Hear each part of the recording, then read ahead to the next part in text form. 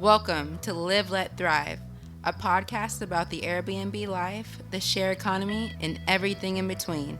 Here are your hosts, Micah and Steve. Hello. Welcome back to another exciting episode Of Live, Let Thrive. What is up, Micah, man? I'm chilling, Stevie Stacks. We are with our first live recording, man. How you doing? This, every recording is pretty much live, right? Because you record it live. I guess. Assuming so. But we are in an actual podcast studio. This is, if anyone's wondering, this is episode 233 of your favorite Airbnb, VRBO, Booking.com, short-term, mid-term, long-term rentals podcast in the world, coming at you from Dallas, Texas. Let's go, man. And we got two of our LLTU crew here is with us. Who we got with us today? Two of the Live, Let, Thrive crew. We got my partner in crime, Federico, in the house. How you doing, guys? Good. How you doing?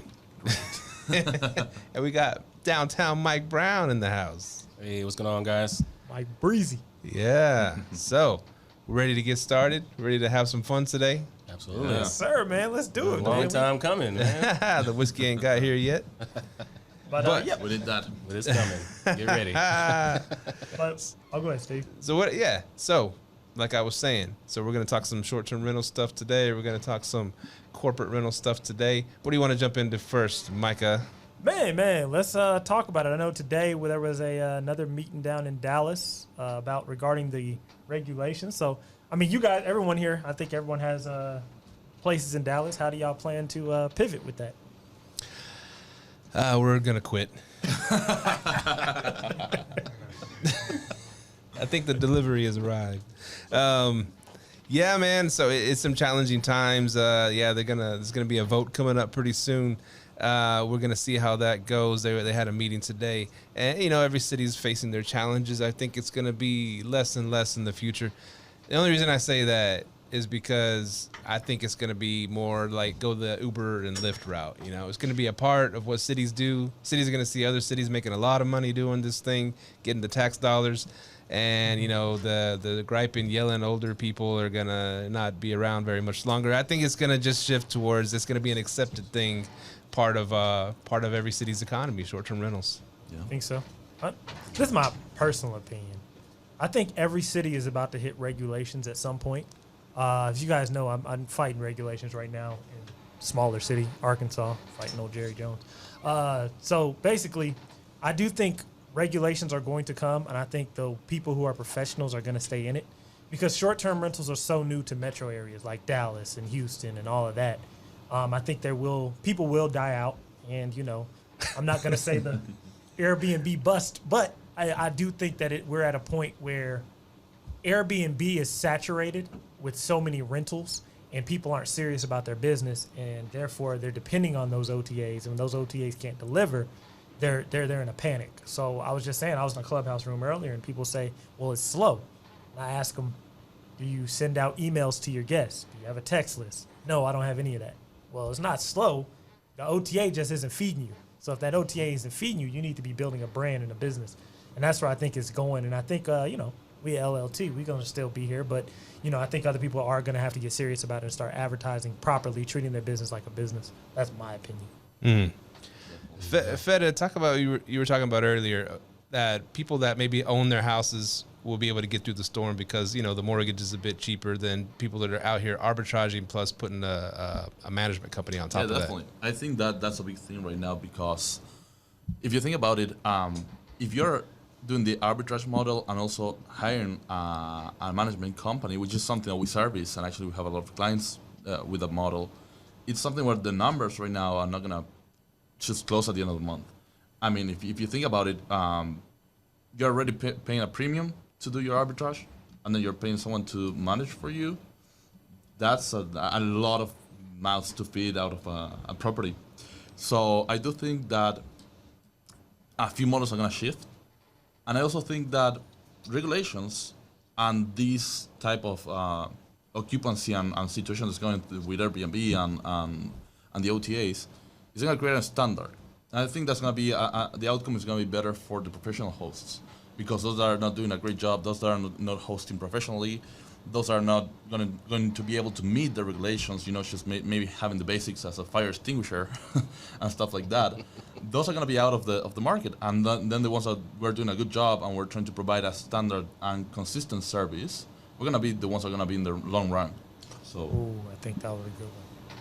Yeah, I would say, just to piggyback on that too, there's this scaling, right? So you've got operators that maybe have 1 to 2 units, some in the mid-range where you've got 5 to 10, maybe even double digits. And then you've got those that have, tons of units, 50, 70, 80, 100. Not to say that those that are on the larger end are sheltered. Granted, they do have a larger portfolio. There's a lot more expenses, but there's also a lot more revenue potential as well. But, these operators, you get economies of scale the larger you get, right? So maybe you're able to bring in handymen, cleaners, and things of that nature in-house. You pay them at an hourly rate as opposed to paying them as a contractor where you're using, services, like Thumbtack and things of that nature where you're paying a premium on that as well. And really, in my opinion, unless you get beyond the 5, maybe 3 to 5, depending on how large the properties are, range, it's really hard for you to do that. And for the numbers to pencil out, right? And so you have those operators that may be on the borderline. They're paying all those premiums. They're paying a property manager, and they're under that 5 threshold. That could be a very difficult position to be in. And so, as you mentioned, you really have to diversify your portfolio in that scenario when you do have multiple units. So maybe you have some that are short-term rentals. Maybe you have some that are mid-term rentals. And then what Mike was mentioning, you have to be heavy on the marketing because reliance on the OTAs just in general, let alone Airbnb, it's a liability at that point, right? Because as he mentioned, when people say it's slow, well, how is it slow? Where is it slow? Where are you getting your people from? And then the two main ones are Airbnb and VRBO, right? You hear some people talking about Booking.com, some of the other ones that are out there, but really nothing beyond that. And there's tons and tons of OTAs out there, by the way, like dozens and dozens of OTAs. Now, some of them don't have the same popularity as Airbnb, but if they're catering to your avatar and your client target audience, then that may be more of an avenue for you, right?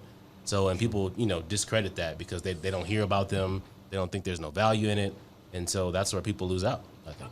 One thing you touched on a lot there, man. One thing you said was about the OTAs. Most people don't even market research for the OTA to list on. I've been reading the Direct Book Playbook by Mark Simpson. Shout out to Mark Simpson. Basically, he's telling you how to go into Google, type in keywords to see what places are actually viable to your area. So if you actually type in a lot of these keywords like short-term rentals in Dallas or apartments in Dallas or anything to where people are traveling to Dallas, Airbnb is so big they don't even run ads or care to be organic in the search anymore. So this is actually an opportunity because Airbnb is telling you people are going to come directly to us. So they're now at a point where they're like, we so big, we ain't even got to worry about it. But if you actually start doing that research, some of the biggest players in Dallas right now is what? Hello Landing, Homes to Go, VRBO, TripAdvisor. So if you can just type it into Google and start finding out. But one thing also you said about travel, people say it's slow. You can go to TSA.gov and they'll give you the travel numbers, and they're up from last year. So I think it was up by like 200,000 just yesterday. So travel isn't down. People are still moving. And one thing Federico said, you said owning versus arbitrage. And it is a time right now that when you're arbitraging these units, you are paying a premium on top of the rent rather than the dude who's owned for 10 years. And this would be my strategy. If I was going to arbitrage, what I would do, I would go on PropStream and find every single owner who's owned their house for like 10 plus years, who has like a 3% interest rate. And I'd be running them down like, hey, let me arbitrage your house. Me and you can play on rent a little bit. Or I would sit there and be like, want to do an owner finance, seller finance deal? You start playing with it. See, and this is why I'd be telling people, real estate knowledge is really, really important if you want to really start growing your business. But yeah, I would definitely be looking to like, hey, let's do some seller finance deals. Let me find the guy who was owned this house a long time, and we can kind of negotiate on rent that way. Yeah. Going back real quick, Mike Brown, you talked about, so you got Airbnb, of course, number one, VRBO, a distant second, and then there's really no one as a third, maybe Booking.com. Now, I know you're having good success with Marriott, right? What is it called? Marriott Homes and Villas. Marriott Homes and Villas. Yeah. Do you think they're going to have a good play to be at least a number 3? You think? Are they doing everything right, whereas Booking.com is doing everything wrong as far as how they're treating us? So, well, I'll say this. So, based on the requirements and eligibility currently for Marriott Homes and Villas, they won't be able to capture a lot of the market supply, because when you think about the distribution of listings, a lot of them are those owners that have, I would say, definitely less than 10, but less than 5 units, right? Whereas there's a very much smaller percentage of those that have 10 or more, 20 or more, and definitely 40 or more. So my understanding is that the current, they've changed it in the past due to COVID, and then they changed the number back, is that you have to have a minimum of 40 units to be able to list with them. They definitely have some pretty stringent insurance requirements and things of that nature. But if you're in that ballpark, which I think you guys are, then I mean you're a good candidate, and now that puts you in a position, as a property management company or hospitality coordinator, whatever you want to call it, to be able to take on that and say, hey, nobody else can offer this but us, amongst all the other players that are in that market or in your niche, right? And I think that's a huge value play, especially more so for homes than anything.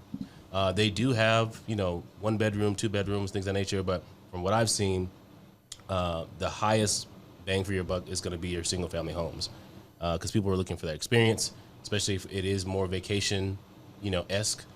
So I would say closer to VRBO than Airbnb at the end of the day. And those guests are usually higher quality. You never have any issues with them. And yeah, I just think if you're able to get in and do it right, it's very, very lucrative, and it sets you apart at the end of the day. So. And talking about the OTAs, I started to list in Booking.com, and the experience has been horrible. And what I've been getting the most is frauds, last minute frauds. Yeah. That's all I've been getting. So that's the other challenge. It's like, okay, what's the type? I'm just trying to think on who's booking usually in Booking.com, for example. And I know it's usually travelers that are looking for hotels, and what you will replace the hotel with is an apartment. So I don't think that the house is a good fit for Booking.com. Thinking about type of properties and OTAs, because a large house last minute booking, is usually a large number, and I got, I think, 3 or 4 booking requests where the credit card was declined, and then they tried to use someone else's credit card, and it ended up being a fraud. I had to decline, but that blocked my calendar on a weekend for 5-6 hours. Man. So you guys really touched on OTA branding, man. And one thing I wanted to ask you, would it be correct to say that Marriott Homes and Villas doesn't really want to be like an Airbnb and VRBO because they're catering to a certain crowd? Because if you're catering to that higher end crowd, I've even heard like Rose Tipka, for example, she has higher end property, like 40 acres, lodges, cabins on them, right? She'll tell you straight up, I don't even list on Airbnb because it's just a lower end group of people on there. So do most of these OTAs even want to be Airbnb in that sense? I would say for Marriott Homes and Villas, and this is my perspective, it's a twofold, right? Yeah. At the end of the day, they're now entrusting you, and this is the reason I think for the minimum listings, right, or properties, is because once you get to the point where you have 40 units, you have a robust operation to where you can handle serious situations, as opposed to someone that's more on the beginner side. And I'm not saying you're not a beginner if you have 5 or even 10 units, but it's just a different level of experience, customer service, quality of customer service. And at the end of the day, they're now entrusting their patrons that are their subscribers, right, the Bonvoy members and things of that nature, to then stay at your place as opposed to as an alternative to staying at one of their hotels, right? Mm-hmm. So they're putting a lot of trust in you that you can deliver and provide value and safety and all the other things that come along with that, right? So I think that's pretty important because for those that may not necessarily treat their their listing or their property as a business and think about those kind of things of the customer service and the whole hospitality experience, that's really going to be a huge differentiator between those that are just listing on the OTAs versus going above and beyond, right?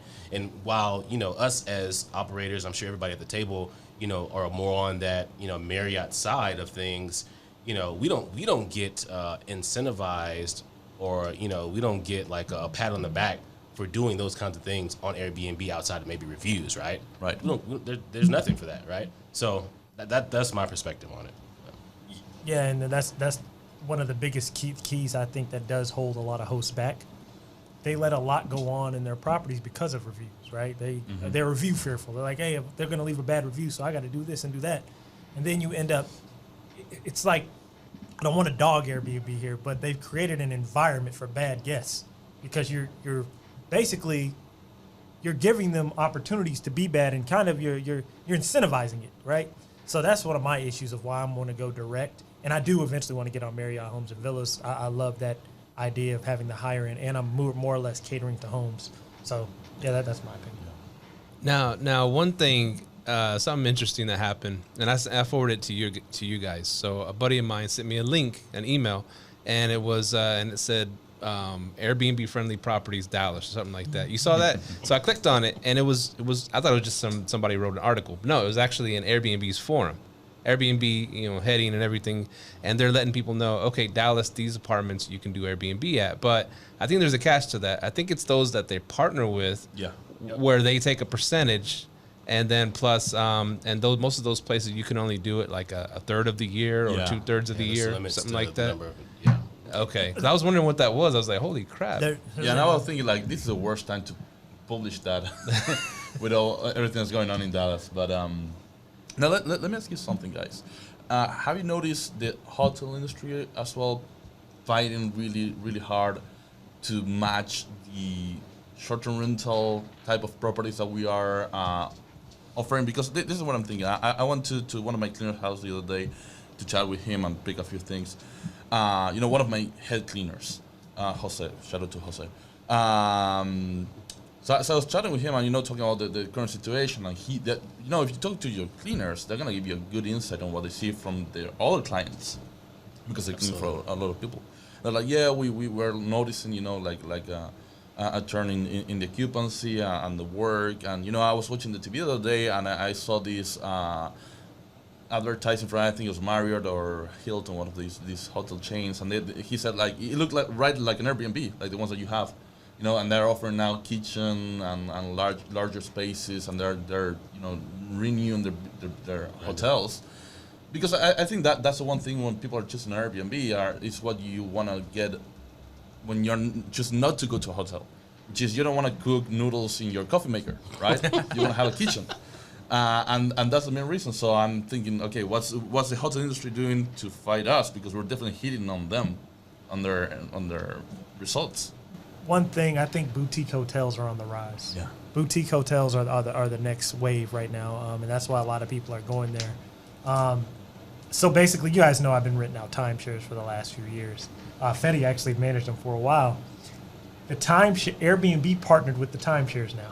Wow. So they call this thing called welcome building. Same that they're doing with apartments, they're partnering with timeshares. So they partnered, and then you now have to, if you're going to list it on Airbnb, you have to get it approved. The timeshare has to go through it, approve it, and then say, hey, okay, it's good to list. So in one of the biggest things, when we first started this podcast, I said the biggest thing with Airbnb is that they have kitchens, you can cook. Now the hotel industry wants in on that. And they're like, you see some people now, they're going and just buying apartment buildings, ripping everything out, putting kitchens in there. Now you got a boutique hotel situation. It's just getting so competitive.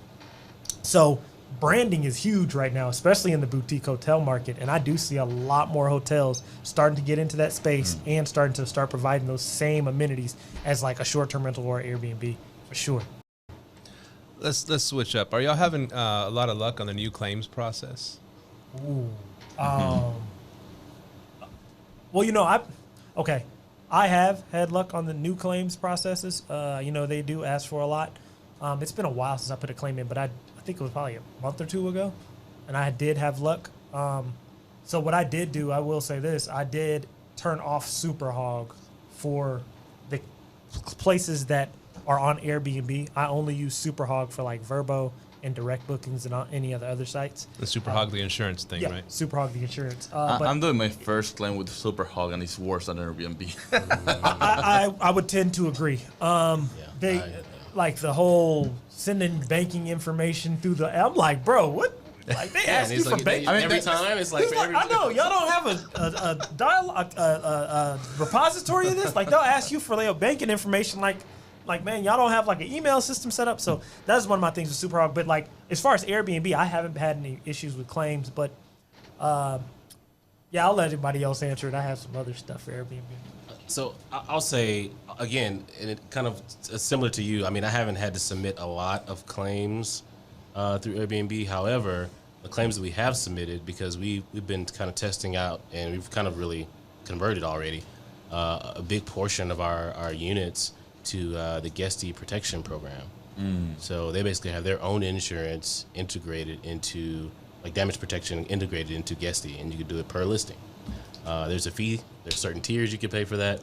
There's like bronze, silver, and platinum. So basically the coverage increases, and then the deductible, and then also what you pay for each of those per booking, right? Per stay. So the way we've done that is to have it be cost neutral is we include that as a management fee on the booking. So the guests pay for that completely, right? Do you see that as a separate fee, or is it embedded on the nightly rate? You see it as a separate fee. Okay.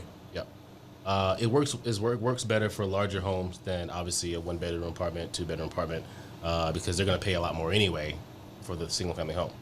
Now with guestee protection, it's been hassle free. We've actually done some scenarios where we've tried to do it for Superhog, and they denied it, and then we backdoored and did for guestee, and they accepted. So, because one of the things, I don't know if we had talked about this before, is Superhog, they do not do claims for pet damage at all. I don't know if you knew that, but we found that out the hard way. Granted, it wasn't a big ordeal, but yeah. So I mean, I would just say, I mean, we're testing that out on the guestee protection program. So far, it's been great, and it's been cost neutral. According to the rep that we spoke with, because they're doing this across the globe, there's been some operators that have actually been able to change that into a revenue stream for themselves, as opposed to even a cost neutral or them paying out of pocket for the damage protection. So anyway.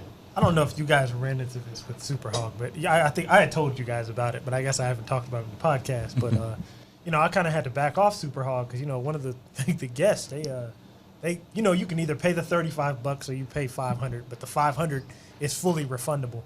So the guest paid the $500, right? And like weeks later, this is on Airbnb, and this is why I stopped using it on Airbnb. So on Airbnb, reviews matter. So the dude didn't get his money back, and I never put a claim in saying that he damaged anything. So he hits me up and said, "Hey man, they never sent nothing back." So my VA reaches out to Superhog. Superhog says, "Yeah, we're good. We sent it to him." He hits me up a week later. Now he's fuming, pissed off. He put up $500. So he's like, "Man, I still didn't get back to me." So I had to call Superhog, talk to them directly, and they said there was some glitch in their system to where the $500 never got sent back. So they fixed it. And I was just like,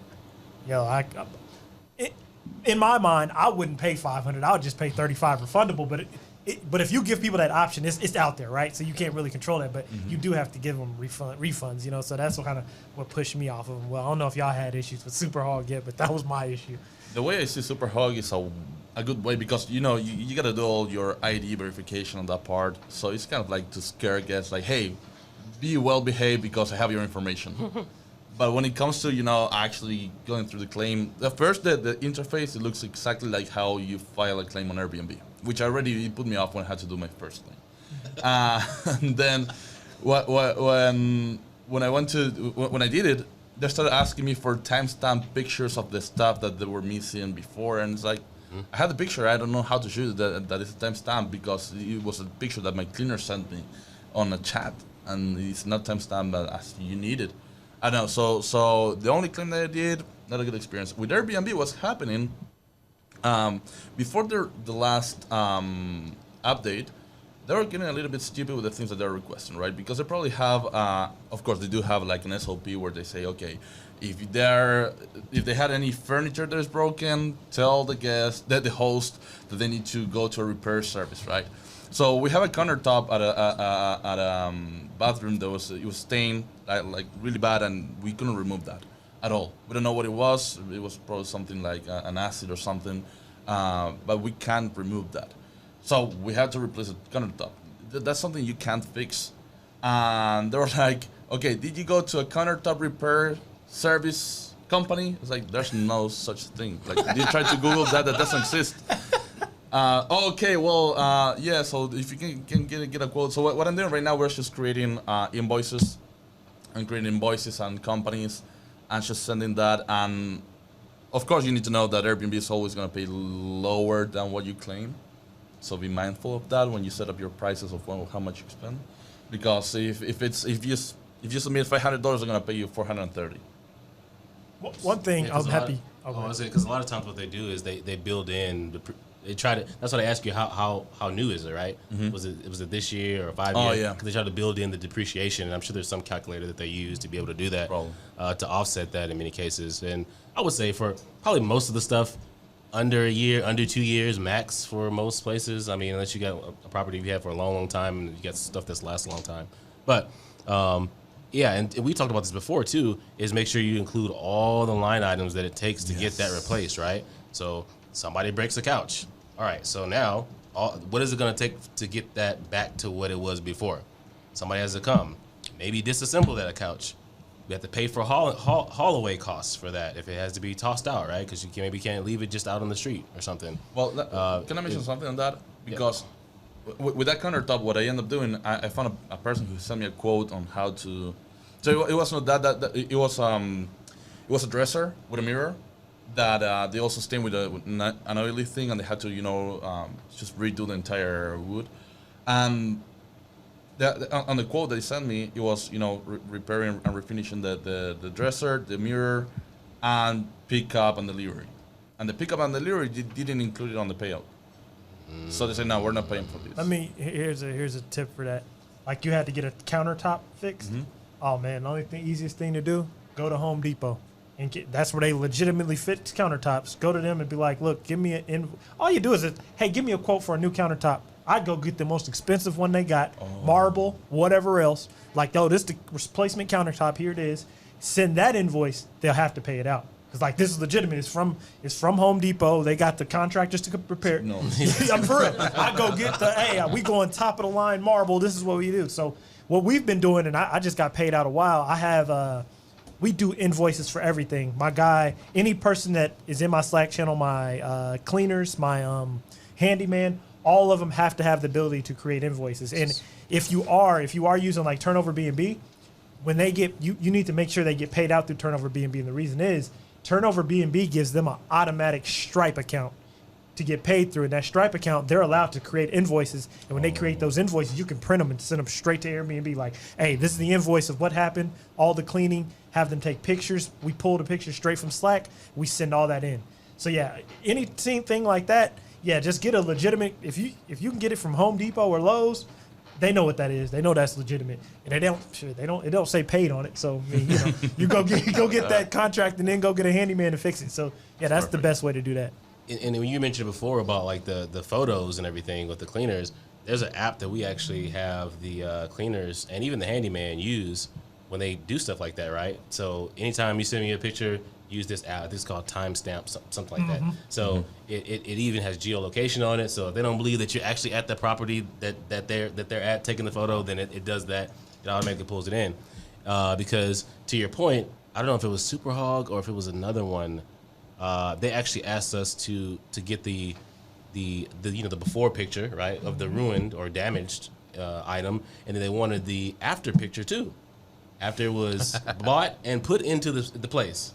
Wow. And I'm like, come on, man. Bro. So it's hey, this is what needs to happen, man. Every little thing, I don't know, I hate to say we do this, but I mean, I'm just being 100 with y'all, man. Y'all need to drag Airbnb's ass for every single cent because they're going to take money from you fast as any time. So I don't care if they left a stain up in there. We taking pictures, creating an invoice. I don't care if we got to show them the little vacuum cleaner we use to clean it. The cleaner's making an invoice for it. And I'm for real. We sending it to them because what they doing is if something comes up and the guests say any little thing, they taking money from you. Oh, yeah. So, hey, and I had some, I'll tell you right now, we got like a negative 5,000 on one of our accounts because of Airbnb, a guest saying there was mold. We had a mold inspector go out. Mold inspector said he ain't see nothing. My mold detector didn't see nothing, but they put they refunded them. So cool. I'm gonna drag y'all for every piece of penny y'all got. That's just what I'm gonna do because y'all want to encourage bad behavior. Well, let's have a bad behavior. Hey, if they leave $20 for a stain, missing towel, $13. You know, you gotta set your listing up like that. So that being said, you know, you're going to start doing the little bitty claims, you know, charging the guests for whatever. Not, you worry about retaliatory reviews, right? And so what's the new, what's your experience with the new policy on retaliatory reviews? That has to be on the way you process the claim. And our guy, Sean, he made a great video about that. But basically, we're following his process. And what we do is, as soon as we hear from our cleaners there's been an issue in one of our properties, I tell my team, they know what to do, right? They start to create a draft of the claim. So they can start uploading the pictures and just adding some information. So Airbnb knows that we began the process right after the checkout. And then we have 14 days to submit the claim. And then we keep gathering information. We wait until the guest post a review to us. And then we say, hey, you know what, we're just, at the last order of business. We want to let you know that we are filing an Airbnb insurance claim because we found this and this broken. If you have any information to help us out here to understand what happened. Sounds just like Sean. Yeah, I'm following his process. No. It works perfectly. It works great. Airbnb just fixed that, though. What are they doing now? With the new release, they just fixed that, right? Like, I think something came out in there where you can't do no retaliatory reviews due to a claim. It's something, I thought. Yes, well, they said that you can remove it. Always been there, but you're gonna get a good review and then send the claim, right? So that's what we've been doing. We got 5-star reviews and then we say, hey, thank you for your review and here's your bill for $300 because you did this or that. Or depending on how large the damage is, right? Because like with the towels and stuff like that, it may not be $50 worth of towels that got stained kind of thing. With the guesty damage protection, at least you don't have to get anybody involved. You just do the claim. You can do whatever you want. They never reach out to the guests. Mm-hmm. However, unfortunately, that's not the case with Superhog because they will reach out to them. We found that out a couple of times. Oh, yeah, how that happened. Oh, hold on. What they hold on, I didn't know that. Oh, you didn't? Yeah. What did they do? So basically, I'm trying to remember what happened. I think it was a rug that got stained and we couldn't get it clean or something like that. And we're like, okay, we know that their Superhog is gonna pay out and they're not gonna reach out to the guests, so on and so forth. I think it was like maybe 2 or 3 weeks later. This is after they had already left a great review, so on and so forth. And they messaged us on Airbnb and said, hey, I got this invoice from Superhog saying about this damage. We didn't hear about this or whatever. And obviously we wouldn't have told them because we didn't know that they were going to reach out to them, right? Otherwise we would have and say, hey, somebody's going to be reaching out to you about such and such. And so they kind of caught us off guard, and we were like going back and forth between Superhog because the amount for the actual damage wasn't matching up to what they were asking them for because they did like an additional fee on top of that because they charge you the host fee. Yeah, they charge you the host fee on top of whatever the damage is for the guests. Basically, Superhog not trying to use their insurance, so they actually asking the guests for the money. Okay. Oh, absolutely. Superhog, I told you from the beginning, Superhog was too good to be true. When you come you pay like this little money and you get all these protections, like no. Yeah, when me and Steve first heard about it, because me and Steve were thrown off by the $35 waiver, I'm like, hold on now. Somebody wants to come party, I'll take $35, break everything up in here, walk up out of here scot-free. That was my biggest thing. And I was like, And Steve's the one who brought that to my attention. I was like, damn, I ain't think about it like that. But yeah, that is a little bit, I didn't know that either. So wow, learning a lot tonight. Yeah. So you can get those retaliatory reviews plucked pretty easy now. Supposedly that's what I've been hearing, but I don't know, that's what they might I got my head manager, Princess, working on that. That's her name. So Princess, what's up? So basically I told her, hey, she was on maternity leave, right? And she came back like a week ago. We give her a week of maternity leave. Oh man, great company there. Nah, she got a month. Better than most, so hey. A month? What? Okay. Nah, she got a month. Stop putting your company out there. No, and I told her, hey, listen, there's been this update. Go right now, pull up a report, find the lowest reviews we got, and start getting those removed. I'm sure you're gonna find a way. And yeah, we start getting those 1-star reviews removed. Princess, How far back did you? Now, Princess is ours. She's out. Yeah, okay, I was about to say she could be hired for contract work. yeah, she do contract work. You took our handyman already? Wait, you want our head VA? Yeah, that's true. You took her Hold on. most. Where did you? Oh no, hold on. No, but let me tell you something. Princess worked at Airbnb, and she was a supervisor. She had like 14 people in charge. Wow. I've been hearing people going that route now. Yeah. A lot of people. That's what you're gonna find. I mean, people who work at Airbnb, they know that. Here's the thing: the policies may change because she stopped working at Airbnb like a year ago, but she understands the verbiage. She knows how to talk to the case managers. So she supervised case managers. Again, she had 14 people in charge. So she's a great asset. She's in the morning. She clocks in, and she knows she has to be on top of everything related to claims, reviews. Cancellations, when we need to cancel something, now Airbnb is charging you these high penalties when you need to cancel. She's like coming up with different creative ways on canceling stays. So for the listeners out there, how do you find someone like a Princess who's worked at Airbnb before? Because you always see these people on Reddit talking about they used to work for Airbnb. You ask them a question, they don't answer it. Well, that shows they probably did work for Airbnb. It's just like. But how do you find someone? It's just like that old fairy tale. You got to kiss a lot of frogs to find the princess, right? See what I did there? That was pretty clever. We've been through a bunch of VAs, man. We've been through a lot of VAs. Some showed promise at first, and then it just petered out, And we decided to start going more that route with people that had Airbnb experience. Yeah. Well, we have one guy. Now we have one guy that he doesn't have Airbnb experience, but he's just coming from different businesses, but he's from Argentina. I wanted to start hiring people in Argentina. And he's doing a great job.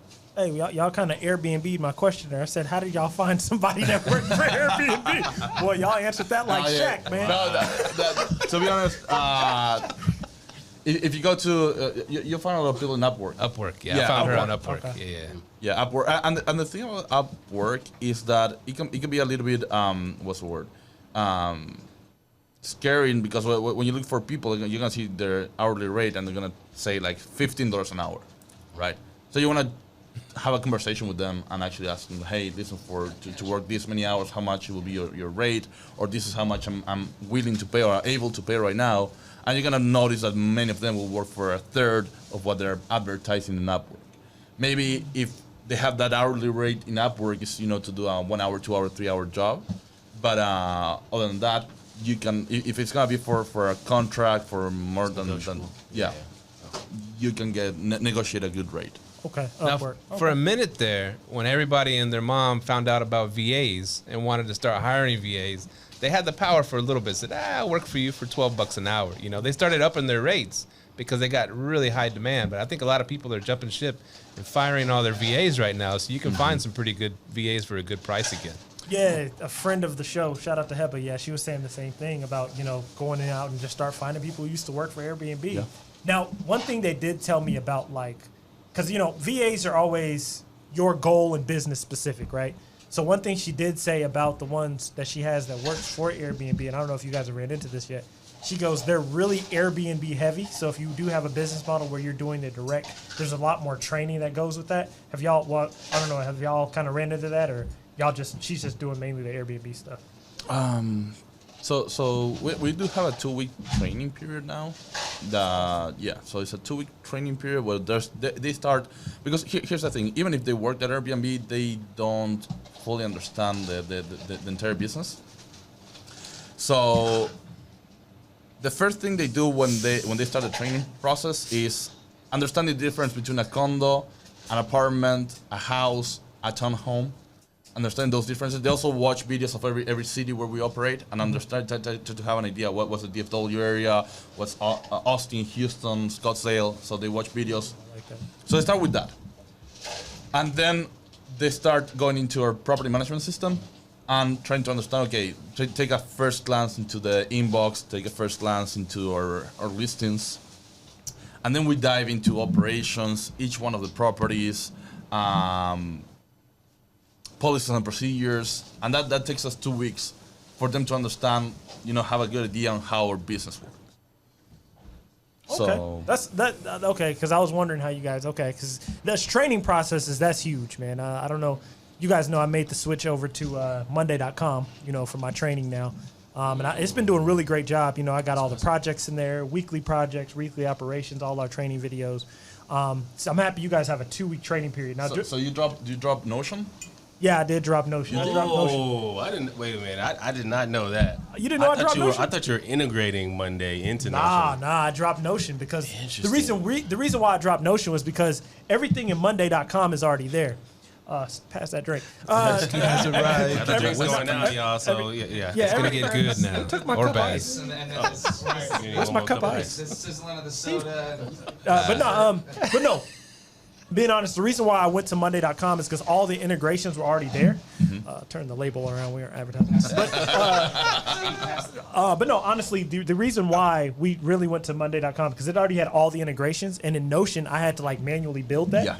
So I was like, okay, let me just come over here, and it's really been working great for us. I've been loving it. The VAs love it. Everything's on a task list. And so when a task is marked complete, it shoots over to Slack and it notifies us. If it didn't get done, we can just go through and run a report on it.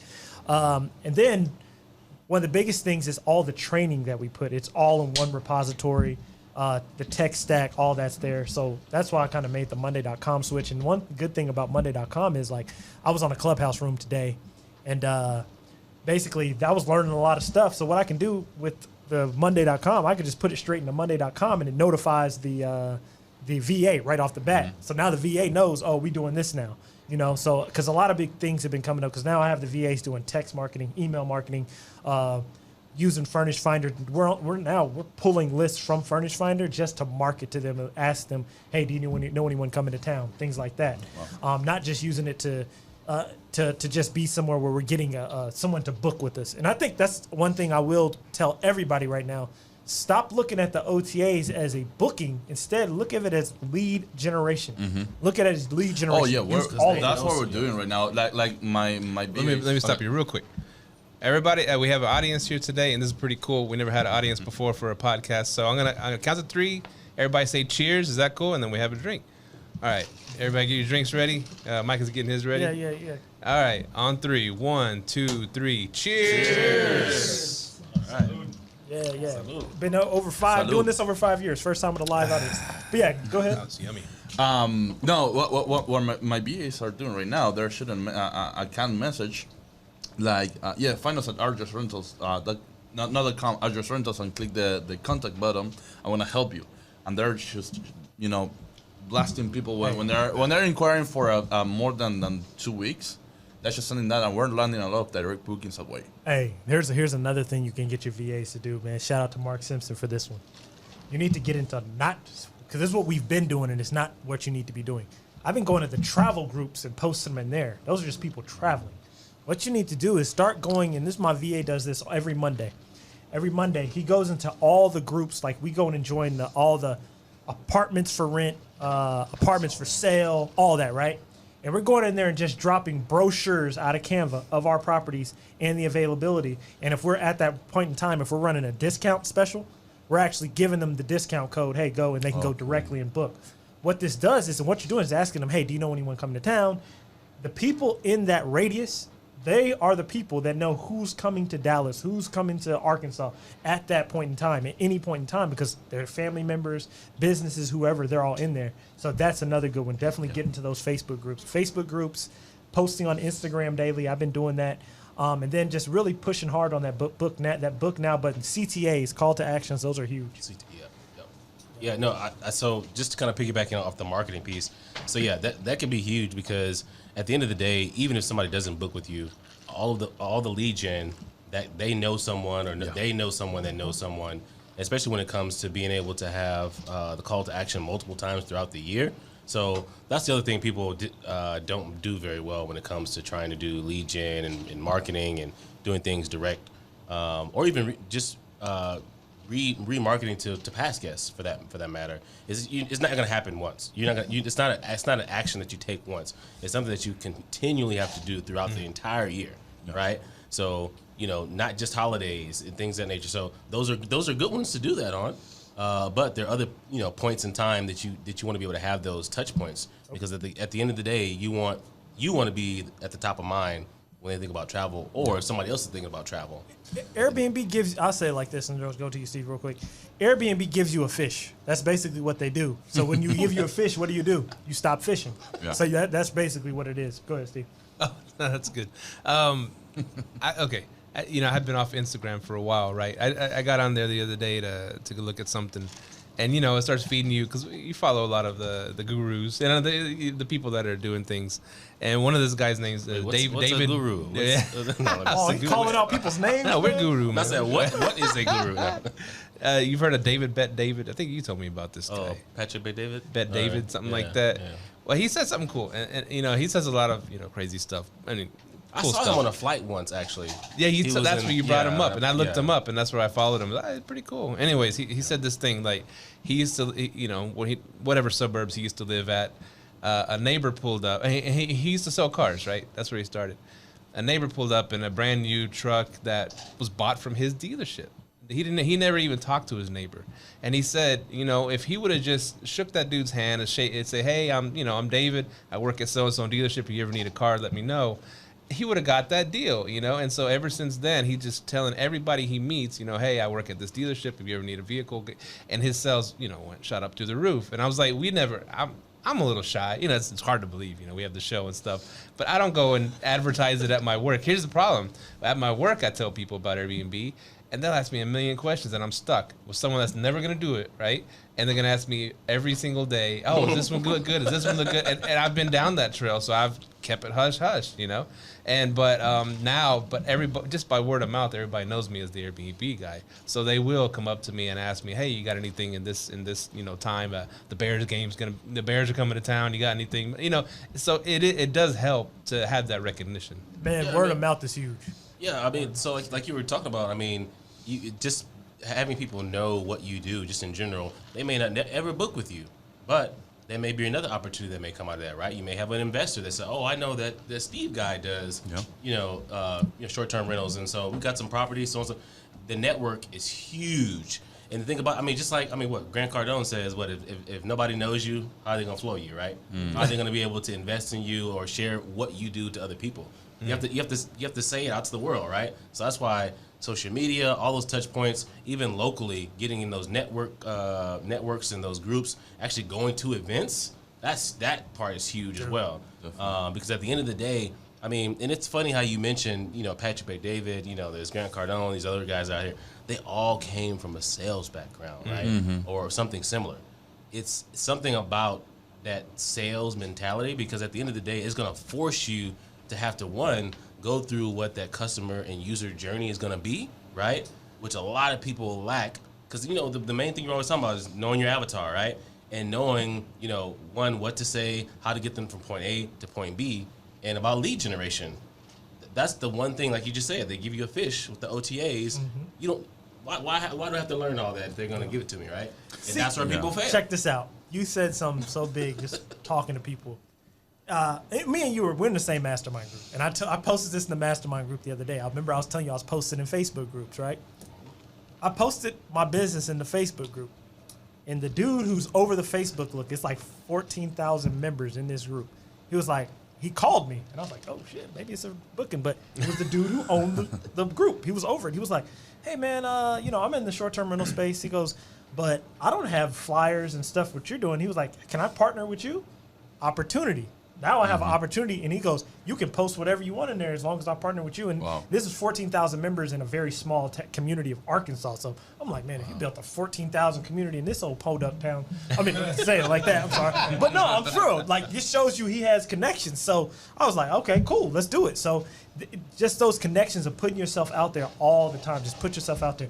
I was at, I think, a Tony Robbins conference. It might have been somebody else. Maybe been Alvin Hope Johnson's. And he was like, you need to be telling 3 people a day what you do every day. That 3 people can go so far. Far. That's true. Well, so something that Feta was real frustrated. He gets frustrated a lot. He's Argentinian. Yeah. Right. So he gets. I'm getting frustrated at you right now for saying that. And so he was. What really gets to him is how, like, a message will come across, someone will ask a question, and the VA will answer it in the most basic way, or not, or tell them, hey, find us out there, or leave it. And when they do that, he's like, you got to follow up. You got to land these. These are big deals, especially ones that are, multi-thousands of dollars, right? I know multi-thousand is weird, but he's so No, but it was an inquiry. I mean, here was the situation, just to put into context. It was an inquiry this morning, right?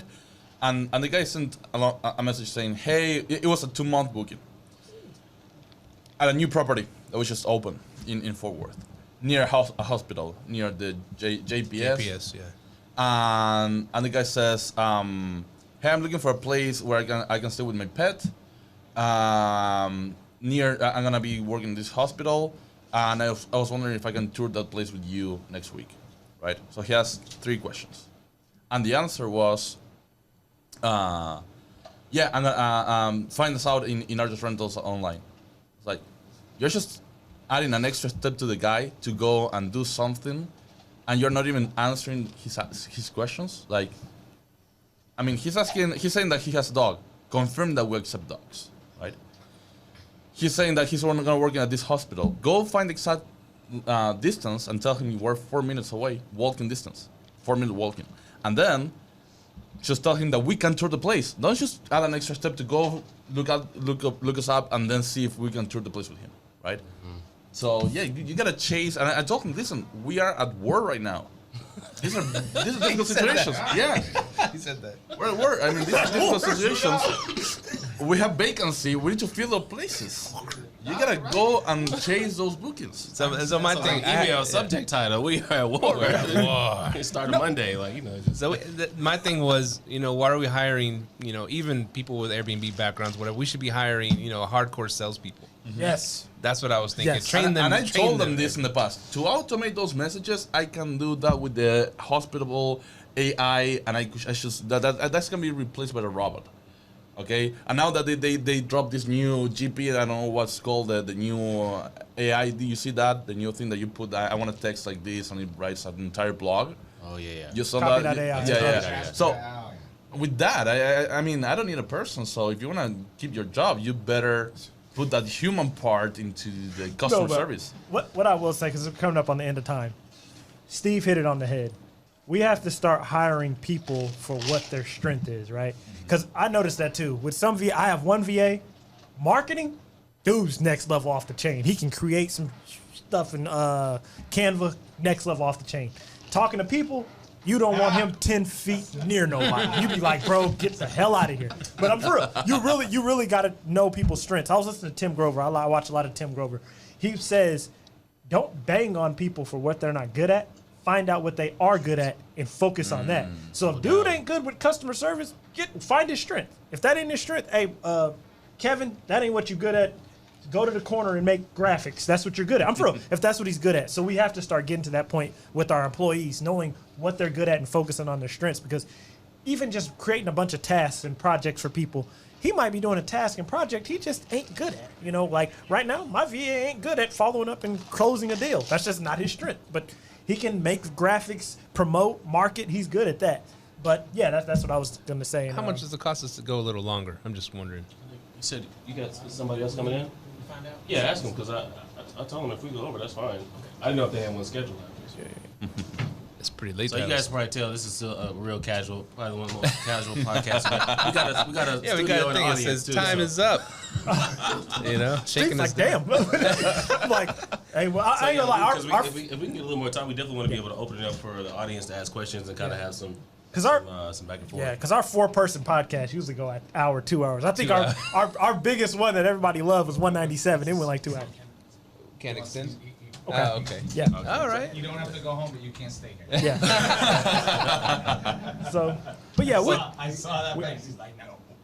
But yeah, what we'll do is we'll go ahead and start. We're gonna do a part 2 on this. Yeah, we're gonna go to a Chili's and cast from there. Take the mics with us, right? Yeah.